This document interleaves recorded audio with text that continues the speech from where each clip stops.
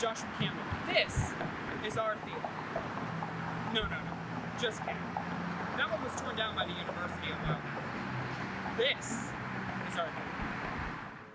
This is the place in which the students of Stetson University Theater Arts go to make magic happen.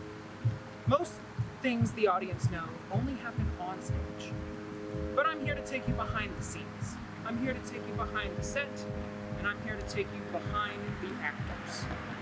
In this documentary, I would like to showcase exactly what happens to make a theater production here at Stetson happen. So, with a flick of my special student Stetson ID, welcome to Stetson Theater. Yeah. Oh, man! Stop dancing in front of me, young lady.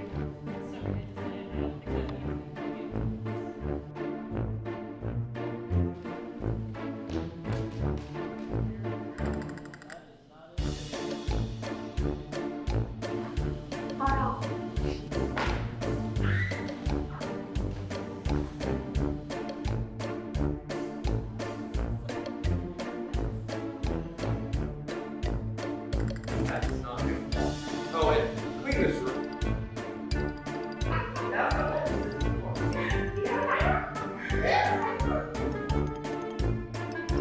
Oh, hell no.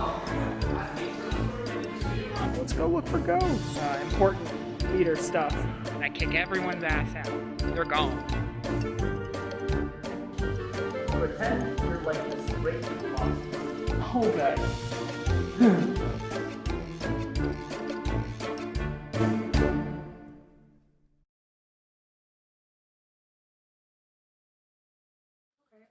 I am Joshua Camden. You may know me from the documentary you're watching right now. I am the stage manager for this production. The Greatest Generations is the title of our show. Being a person in the technical crew allows you to see everything start from the ground up. During pre-production, I usually am making a list of the people that are part of the production process. Everyone is going through the show itself. We're assigning our designers, we allocate a budget, and we have discussions on what we plan on making the show look and sound like. I think overall it's just making sure that we have the resources to start producing the show. So casting is usually handled by the director themselves. He or she or they usually have the only hand in casting the actors themselves. At the beginning of the show, as a director, the thing that shocked me the most was really having to give my own vision to the project. It was a little shocking to be put in the spotlight and have to tell everyone, oh, this is what I want here, this is what I want here, and communicating beyond that to all the different aspects, to the set, to the costumes, to the actors, and really coming up with one singular vision was completely something I hadn't really done before. For rehearsals, I would say the best goal would be, my number one goal for any relationship between myself and an actor is to help the actor come up with a unique and personal take on a character. Are you kidding? It's always the end of the world. This is hell. Suck it up. The Earth? It's dying. Whether it be a character I wrote or a character I did not, I really want to help them find an original stance on the character that they can make their own. Set is being built at this time, designers are designing at this time, I am keeping everyone informed at this time, and the actors are getting into their characters, memorizing their lines, and really getting a feel for what they are going to show to an audience.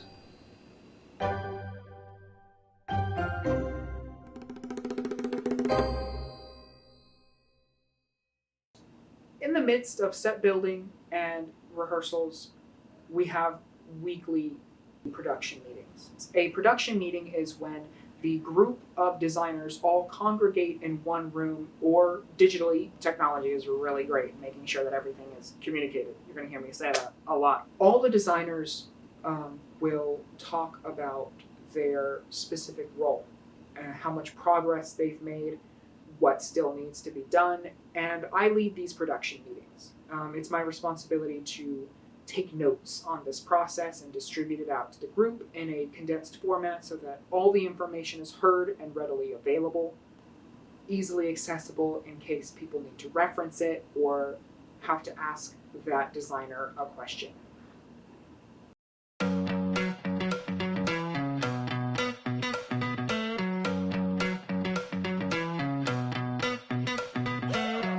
At Stetson, we have a lot of students come in to help build the set. Sometimes it's for class. If they would like, they get good experience with working in a safe environment with power tools, as well as getting to see how a set is put together from the ground plan up. My name is Krista Franco, and I am an associate professor of theater arts here at Stetson. I work on the theater side as our production manager, so I coordinate most production elements in the pre-production phase. But as a scenic designer, I like to kind of strip away those sort of practical imprisonments, if you will. I like to strip away all of those requirements and the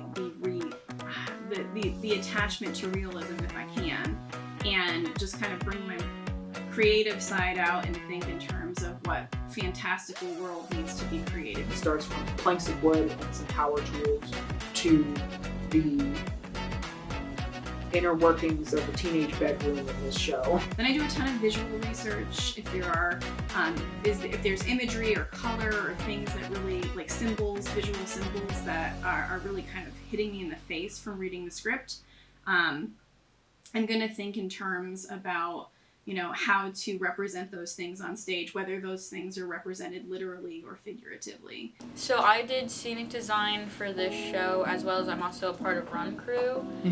With scenic design, they gave me the specifics of the show and I read the script, and then I asked the director what he wanted in the scene and what needed to be in the set.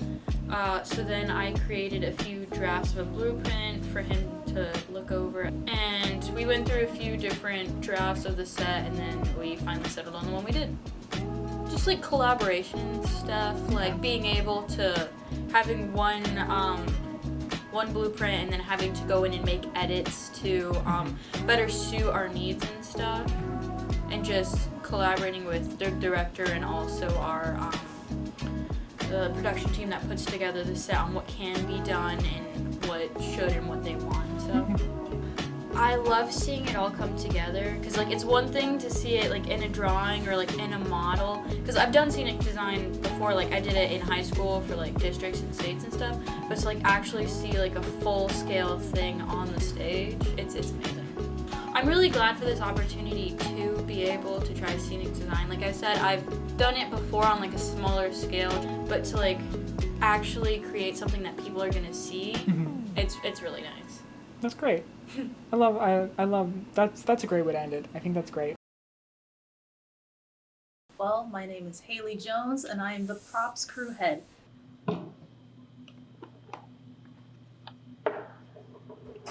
Our resident #1 crate! No, I'm the props master. I master the props. So basically my job is to manage anything that an actor holds or any set piece that is on the stage at any given time.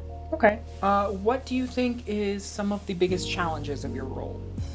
The biggest challenge I've come across is finding accurate pieces that fit with the decade or fit with the time period. Specifically the 60s was really hard because it's hard to find very accurate or an actual like doll or toy from the 60s. It's hard to find nowadays. So my checklist is I need to first get everything out of the props cabinet. So all of the props are secure and safe inside the cabinet, and I bring them all out and then I put them on the spike table. And a spike table is a table pretty much labeled of what every prop is, and every prop has a specific place to go, so we never lose it. We always know where it is, and we don't have any misfortune of putting it in the wrong place, or an actor grabs it or doesn't grab it because they don't know where it is. Once everything is in its place, we set up for the first scene, which, because it's a rotating wall, we can set up both the first scene and the second scene. So we set up 2022 and all of those props, and then we set up 1992 and all of those props, and we just rotate the wall during the scene change. So this is like the middle of it all. This is the center. Actors are working on lines and blocking. Designers are working on creation and communication. I'm working on keeping that all managed and calm and communicated. This is the thick of it, really. This is where everyone has to do their individual jobs before coming together for our last hoorah, which would be Tech Week. Before Q to Q, we have something called Paper Tech. Paper Tech is when the lighting designers, as well as the sound designers, the stage manager, and the director congregate and start going through the entirety of the production, listing cues. I have this, the stage manager's Bible, I call it. It contains the final copy of the script with all the cues written down in the precise locations that they need to be called. Mic 2, sound B, stand by. 10, stand by. C, stand by. D1, stand by. 13, stand by. Go. Go. Go. Both go. Back to the Future, go.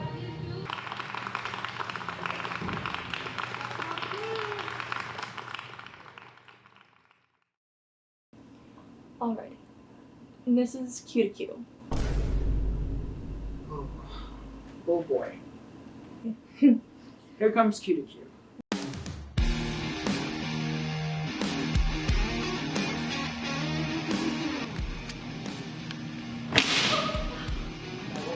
The end times, they're called. Action shot.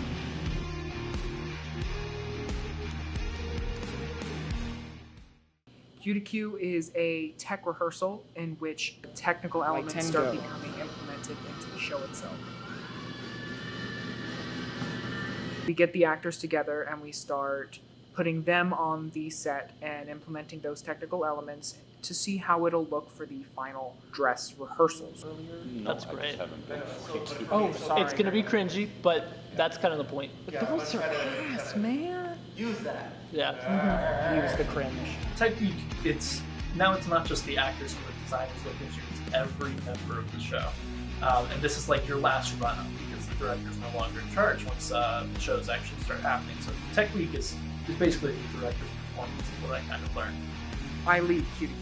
I have a set schedule, which means everyone needs to get here 10 to 15 minutes early so their stations can be set up. The sound designer has a station up near the top booth, the booth that I will be in when I call cues. We have lighting boards in which we program the lights in so we know what needs to be changed when. The lighting designers have to go through the script with the director and meet their needs and what they want for the production and program that into the light board itself. The sound designer needs a lot of experience with I was a sound designer for The Greatest Generations. The thing that was fun about Generations was definitely that it had a very fast turnover time. So once I got in there, it was kind of like putting everything together as quickly as I could. Whenever I sound design anything, I usually break it into categories of sound effects, soundscapes, and music. I mostly edit things together in Logic and then bounce them, and that's how I get my files. And I use a lot of QLab to actually play the files and play the keys, and that's how I do all my programming and most of my creation for the sound design. Q to Q sounds like it should be the most stressful part of production, and I think for the crew, it is. In my experience, though, Q to Q is when things really settle in, that we are about to finish the show, that we are about to present all of our hard work to people, that we are about to have all of the things that we have done prior to now seen by an audience. I'm sure it is something I'm going to remember for a long time, is this specific first big tech week of all that chaos. Top of show. Hey, top of show. It's really fun. Once we get to the final performance, actually. You look like a Yoshi. Fine, I'm told! Mario's just tripping on troops the whole time. Backstage is usually a bit rowdy. For Waluigi. We got a Waluigi! It can be overwhelming. Total five killer! I know it's not the best car, but I like the one that looks like a carriage with the horses in the front. It's a big, stupid rainbow wheels on it. And it's the dumbest thing in the world. And it's really fun because we all got that chaotic energy. Hey, old skillet. How's the bling? Hey, Marie.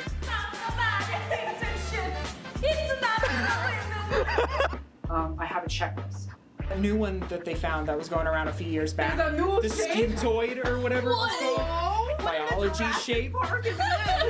Seeing all that hard work, I always love seeing the hard work as stage manager because I get to witness every side of it. Every struggle that an actor or crew has, every hiccup that we have, every moment of epiphany or an aha moment or a light bulb, I get to see all of that. And then getting to see it come together. Yeah. It makes me really proud. Really That was happy. incredible. And then tell me about the show on the stage. We got it. We get together, we do it, we go home. You thought it was over. Everyone that was a part of the show gets to destroy the show. We get together, we put on hard hats, we get heavy tools, power tools, safely, and we beat the crap out of the set. Set goes tumbling down. Anything that we want to save, prop-wise or set-wise, we keep it. The rest gets tossed. We act the stage, looks like nothing ever happened. Strike is a safely led destruction work. And anyone that had any negative feelings towards the show gets to, with every hit of their hammer, they get to take that frustration out, leave it in the objects that we throw away, and get the heck out of Dodge. Okay, alright, we ready? Yep. Yeah. So any costumes that are coming back to you, you're gonna hang up and just nicely put up on the rack. You're gonna strip the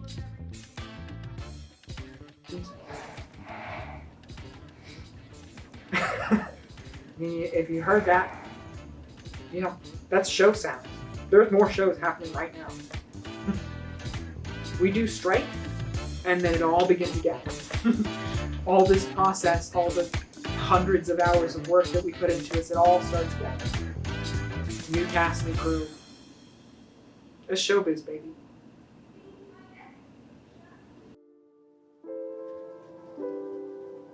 The Greatest Generations served as the 2022 senior class project. The class worked together to create this production from the ground up. Getting to do this as our senior show, it was great experience because it was creating something that we know and have experience with by using methods that we aren't experienced with. And I think that's a lot of what the senior project for theater is supposed to be. It's supposed to push you into directions that you never thought that you would be a part of, while also retaining a lot of the routine that you already know and hopefully love if you're doing a theater major.